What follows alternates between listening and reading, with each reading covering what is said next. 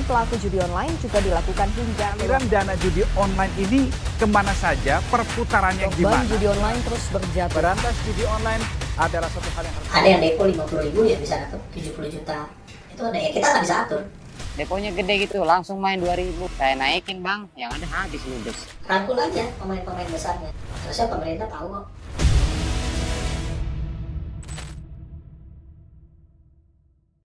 Era digital berkembang gila-gilaan. Dunia maya nggak hanya jadi tempat beraktivitas sosial dan bisnis, tapi juga jadi lahan subur bagi berbagai bentuk hiburan, salah satunya judi online.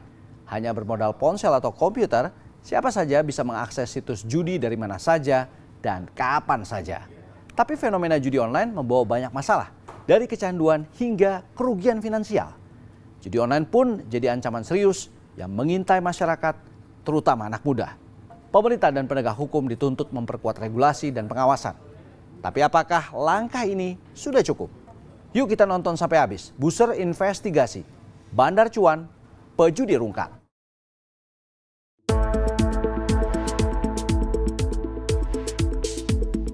Wow, nggak cuma dimainkan orang dewasa, kini judi online juga sudah meracuni anak-anak. Kebanyakan anak SMP bang. Kelas 7 sampai kelas 9.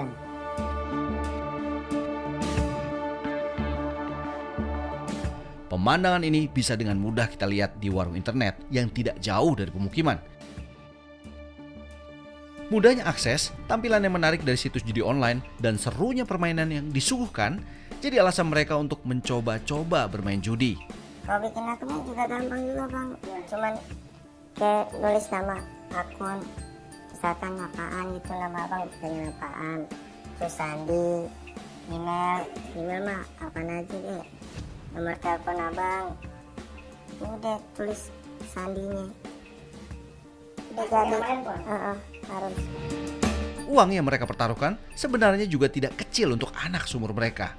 Kalau lagi banyak ya, paling sih juga depo 35, 30, gocap gitu-gitu doang sehari-hari.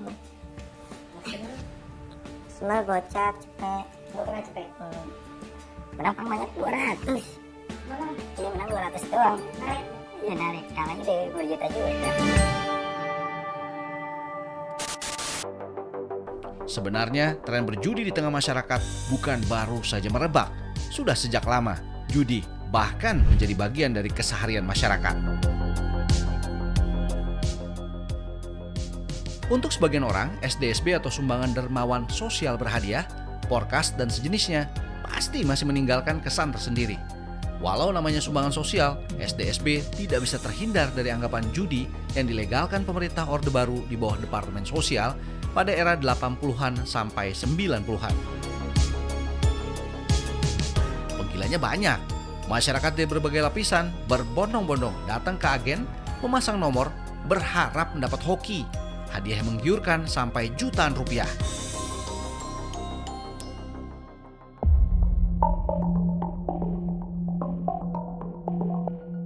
Seiring kesadaran masyarakat, SDSB banyak diprotes. Mendapat desakan kuat, SDSB akhirnya resmi dihapus. Fenomena SDSB seolah jadi bukti sebegitu tingginya minat masyarakat terhadap bentuk-bentuk perjudian dari dulu sampai saat ini.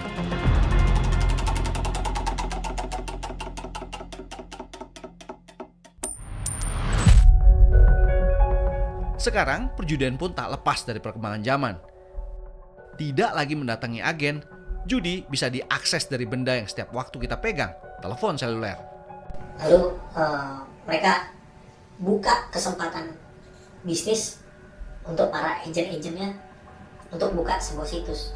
Jadi kamu nggak perlu jago IT, nggak perlu jago coding, kamu cukup beli aja sebuah sistem ini, kamu dikasih back office, di belakangnya kamu bisa pantau keseluruhannya. Game-gamenya pun juga itu semua udah tersedia semua, dan semua tercatat detail full. Kita bisa tahu orang itu ngeklik jam berapa, titik lokasi IP address-nya kita bisa tahu, pakai handphone apa, itu kita bisa tahu semua. Nah itulah pada saat itu bisnis judi online white label, karena waktu itu kita melihat peluang orang semua mengakses dari handphone dan bisa main dari web browser.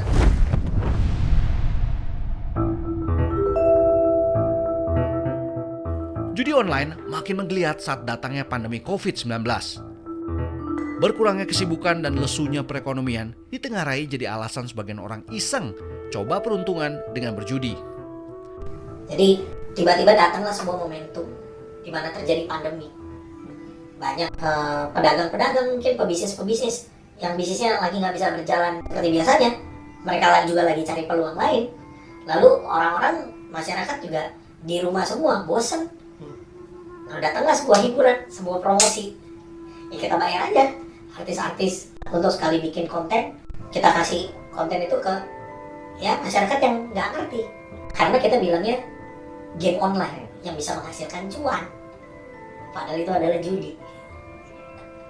Dan yang kita promosikan adalah permainan slot. Cerita tentang manisnya keuntungan seketika jadi bumbu manis yang membuat permainan judi online semakin digandrungi. Makin banyak pemain, makin banyak juga situs dan pengelola judi online. Karena mulai omsetnya mulai naik, peluangnya jadi mulai terbukti kan, bahwa oh ini ada peluang bagus. Di saat pandemi, perputaran uangnya luar biasa dahsyat. Mulailah cerita dari mulut ke mulutnya ini, tadinya soal permainannya, sekarang soal bisnisnya. Akhirnya dari temen, lu daripada toko sepi, mendingan buka situs judi online. Tidak hanya di dalam negeri, situs-situs judi juga dijalankan dari sejumlah negara di ASEAN. Filipina, Thailand, Myanmar, dan tentu saja yang paling populer adalah Kamboja. Kota Sihanoukville, kota pelabuhan di Kamboja ini kini jadi rumah bagi banyak warga kita yang bekerja sebagai pengelola situs judi online. Narasumber kami yang pernah menjadi pengelola situs judi di Sihanoukville bercerita tentang bagaimana mudahnya membuat dan membuka situs judi dari negeri orang. Pemilik bisnisnya yang mau buka hak usaha ini juga semakin lama semakin banyak. Lalu yang tadinya situs satu sudah rame, dia bikin situs kedua cuma tinggal mindahin pemain-pemainnya dari situs lama. Akhirnya orang ini yang tadinya mainnya cuma di satu situs jadi main di dua situs. Lalu transaksi udah gede, udah dikumpulin lagi situs 1, situs 2, pemain-pemainnya dilempar lagi ke situs 3. Dan seterusnya, dan seterusnya, dan seterusnya. Itu jadi efeknya compounding, terus-terusan, putar terus. Modalnya berapa? Orang bisa mau keluar modal itu hanya mungkin di angka 500 sampai 700 juta, orang sudah bisa membuka sebuah situs judi online. Investasinya relatif tidak besar bagi orang berduit. Apalagi cuan ini dapat benar-benar menggiurkan. Penghasilan dari uang deposit atau bahasa kerennya depo bisa mencapai ratusan juta rupiah. Kalau yang punya timnya jago untuk marketing, untuk mempromosikan, mereka bagus, service playernya, sehari itu transaksinya bisa 500 juta sampai 1 miliar per hari. Itu jumlah orang yang depo. Ya. Ia juga mengungkap alasan kota Sihanoukville dijadikan markas para bandar untuk membuka usaha judi mereka. Bos-bosnya orang Indonesia semua. Tapi bisa beroperasi di sana. Karena kenapa? Satu, karena memang pemerintah Kamboja melegalkan kasino di sana. Ya. Ada juga beberapa pengusaha-pengusaha bandar-bandar judi yang di Indonesia yang sudah punya uang cukup banyak, yang mereka pemain lama, mereka ngebangun kawasan juga di situ. Ada beberapa. Usaha judi online dijalankan layaknya sebuah perusahaan, tapi karyawannya tidak perlu ijazah mentereng. Lulusan SMA saja sudah cukup untuk bekerja sebagai pengelola situs judi. Saking banyaknya situs judi dijalankan dari Sihanoukville, paling tidak ada lebih dari 75.000 warga negara Indonesia yang bekerja di sana. Dengan jumlah pekerja dan situs banyak itu, nggak heran kalau bisa menjaring banyak pemain judi online yang pelan-pelan dibuat rungkat. Dan dari situ kita juga menyerap banyak sekali tenaga kerja. Banyak sekali orang-orang yang tadinya nganggur, ya udah yang lulusan SMA ya kita rekrut jadi mungkin CS atau telemarketing. Sama seperti perusahaan, ada jenjang karir juga, ada kenaikan gaji juga, sama. Lalu bagaimana sebenarnya aliran duit dari depo para pemain hingga sampai ke tangan bos besar judi online? Jadi lalu lintas uangnya, itu kan pemain pertama melakukan deposit ke rekening yang sudah tercantum di halaman situs. Kita beli rekening bodong. Di kantor kita nggak ada orang itu. Kalau sudah nyampe limit tertentu, kita kosongin karena kita juga jaga-jaga. Lalu kita masukin ke rekening yang namanya rekening kontainer atau rekening tampung. Nah, setelah dari rekening tampung sudah sampai limit tertentu, kalau pada saat operasi kita di Kamboja, kita biasanya convert lagi ke rekening US dollar. Kita bisa tarik cash untuk operasional di sana, atau kita bisa timbun cash di sana. Tapi kebanyakan tren sekarang kita cairkan dalam bentuk USDT. Kita masuk ke kripto. Nah, dari situ si bos bisa pakai masuk lagi ke Indonesia, pakai jasa valuta asing, atau misalnya untuk injek beberapa bisnis yang legit, bisnis makanan, entertainment, hiburan, otomotif, Bisnis bersih lah ya. ya kita cuci di situ. Tentu yang tidak dilaporkan oleh para pihak itu kan banyak. Setahun tuh bisa ratusan triliun uang dari hasil judi online dan darat tadi ya. Tapi kebanyakan yang online lah ya. Sebegitu licin dan cerdiknya ya para bandar mengelola keuangannya. Nggak heran meski satu persatu situs ditumbangkan alias diblokir pemerintah, bisnis judi online masih tetap eksis. Nggak ada pengaruhnya. Ibaratnya mati satu, tumbuh 1000. Deponya gede gitu, langsung main 2000. Saya naikin bang, yang ada habis ludes. Rangkul aja pemain-pemain besarnya. Harusnya pemerintah tahu.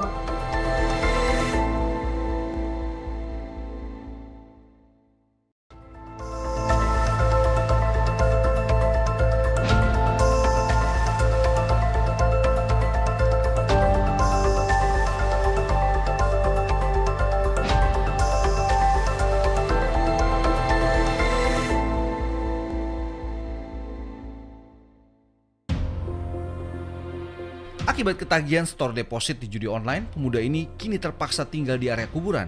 Harta bendanya ludes. Kalau dibilang total kekalahannya itu sampai 100 juta ada gitu. Cuman kalau dijual barang-barang yang lain ada, kayak TV, kulkas, ada. Karena kan dulu saya ngontrak bang. Semua barang-barangnya ada bang. Kulkas, TV, ya, Magicom itu semua saya jual, bahkan sampai motor. Ya itu gara-gara judi juga, keluar dari kerja gitu kan. Jadi kan faktor judi itu kan juga kan kita nggak on time masuk kerjanya. Nah, terus kita sering-sering kasbon, pinjam uang itu kan ke bendahara gitu kan. Gitu, daripada kita nggak ada ongkos kan gitu. Makanya begitu gajian ini yang kita terima cuma berapa duit.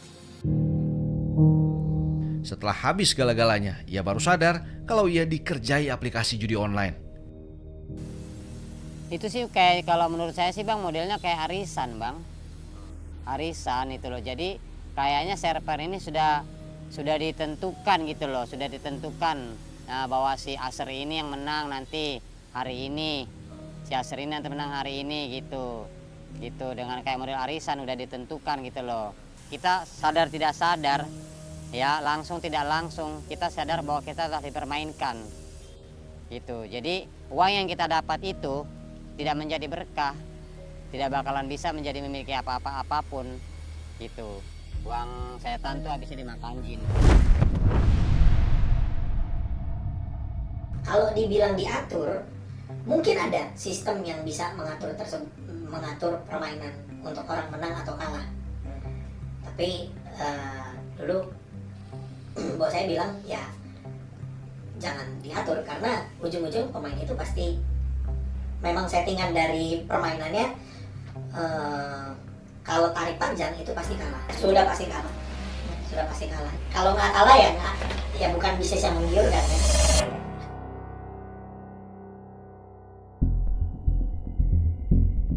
Menang sedikit, kalahnya banyak. Tapi selalu ada saja hasrat untuk mempertaruhkan uangnya. Apalagi, ia mengaku masih sering mendapat rayuan untuk balik lagi bermain judi online seperti ini. Nah, tuh walaupun kita udah niat mau berhenti nih, tetap aja kita dibujuk lagi untuk main. Dengan apa?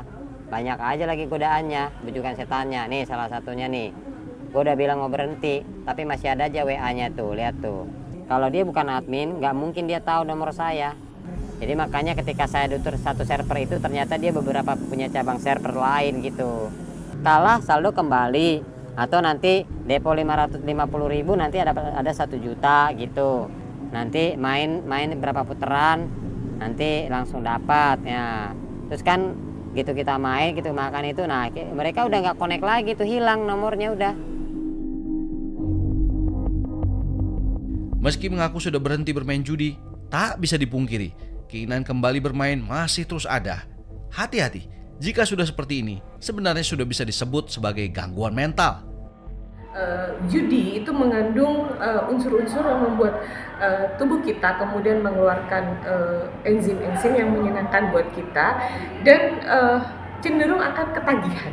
Nah, apapun itu ya, apakah itu addiction, apakah itu agresivitas dan sebagainya, selama tidak bisa menahan dorongan-dorongan kompulsivitas yang ada dalam dirinya, kita bisa sebut sebagai itu sebuah kecanduan, dan itu merupakan salah satu gangguan kejiwaan. Artinya hal ini bisa mengganggu kehidupan normalnya dia, bahkan mengganggu lingkungan sekitar.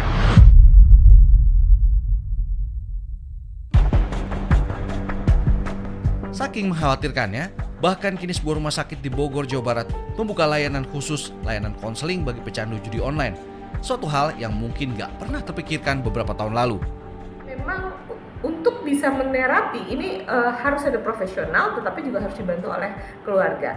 Hanya dengan konseling memang tidak bisa begitu. Jadi bagaimana dia kemudian mengembalikan kontrol terhadap dirinya sendiri yang paling penting. Kontrol terhadap bahwa dia melakukan sesuatu itu atas kontrolnya dia. Ini yang menjadi lebih penting, dan tentu saja dengan juga memutus akses-akses terhadap judi online itu. Yang banyak terjadi adalah yang menjadi sulit adalah pada anak-anak atau pada orang-orang yang sebenarnya belum siap untuk terpapar hal tersebut. Pengelola situs judi memang mengerahkan segala cara agar banyak orang terus-menerus berjudi. Situs judi nggak peduli banyak orang jadi miskin.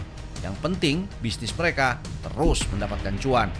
Itu semua udah didesain sama developer gamenya, dari tampilan visualnya, lalu suaranya, yang bikin kalau pas lagi orang dapet jackpot tuh sampai wah kayaknya tuh menang. Sampai di situ dituliskan menang super luar biasa. Terus koin, suara-suara koinnya itu benar-benar sampai masuk ke psikologis, bikin orang ketagihan.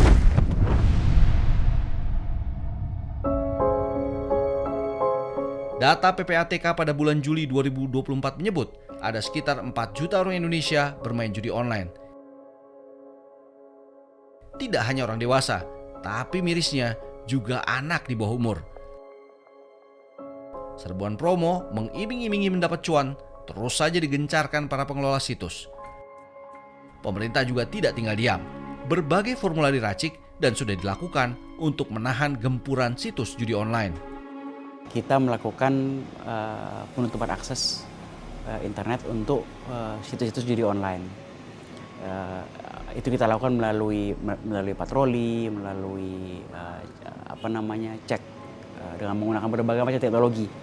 Sampai sekarang itu sudah lebih dari 3,6 juta ya situsnya sejak tahun 2017 yang kita tutup aksesnya.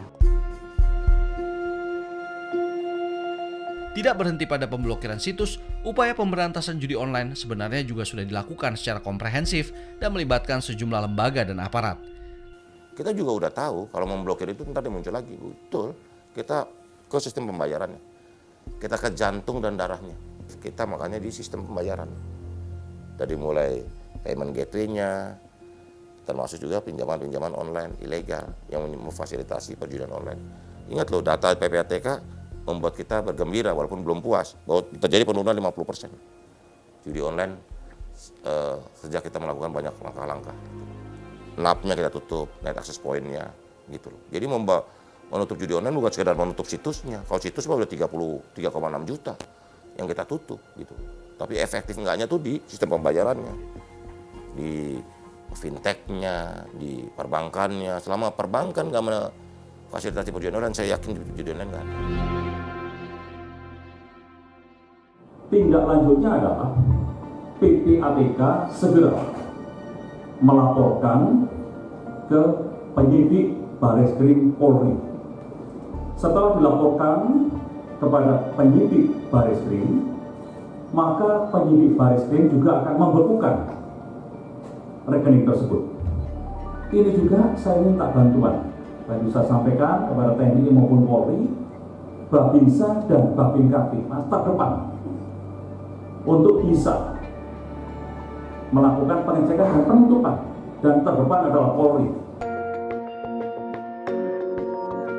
Tapi sekeras apapun upaya yang dilakukan tidak akan efektif kalau tidak ada kesadaran penuh dari masyarakat untuk tidak lagi bermain judi. Nggak akan bisa diberhentiin. Ini berhenti nanti akan ada timbul lagi permainan baru lagi.